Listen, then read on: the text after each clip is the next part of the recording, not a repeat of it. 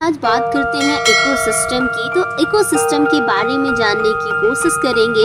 Ecosystem में basically biotic and abiotic components होते हैं, जिसको आप living and non living organism कहते हैं, जिसमें बहुत सारी एनिमल्स, प्लांट्स ये आपस में कोरिलेटेड होते हैं, चाहे वो ह्यूमन बीइंग भी हो। तो जब ये अबायोटिक कंपोनेंट जिसमें ऑर्गेनिक एंड इनऑर्गेनिक कंपोनेंट्स आते हैं, जैसे कि आपका एनवायरनमेंट के अंदर जो चीज़ें इंक्लूड रहती है, जैसे ऑक्सीजन, कार्बन, ये आपका इनऑर्गेनिक कंपोनेंट होता है। ऑर्गेनिक में आपका एसिड रेन्स होता है, ठीक है।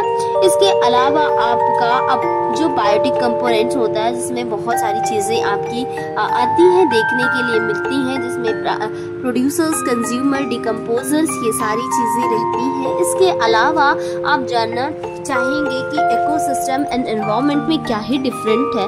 तो एनवायरनमेंट आपकी जो सराउंडिंग एनवायरनमेंट है, जिसमें आप रह रहे हैं, चाहे वो लिविंग ऑर्गेनिज्म हो या नॉन लिविंग ऑर्गेनिज्म हो। एनवायरनमेंट के अंदर वाटर, टेम्परेचर, बहुत सारी चीज़ें आती हैं, लेकिन इकोसिस्टम जो होता है, जो आपका living and non living organism के बीच में जो इंटरेक्शन होता है, उसको इकोसिस्टम कहते हैं।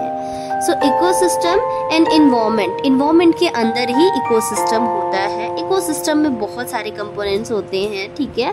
और इकोसिस्टम का जो टर्म होता है, वो सबसे पहले एजी टांसलिन 1935 में इसको कॉइन किया था।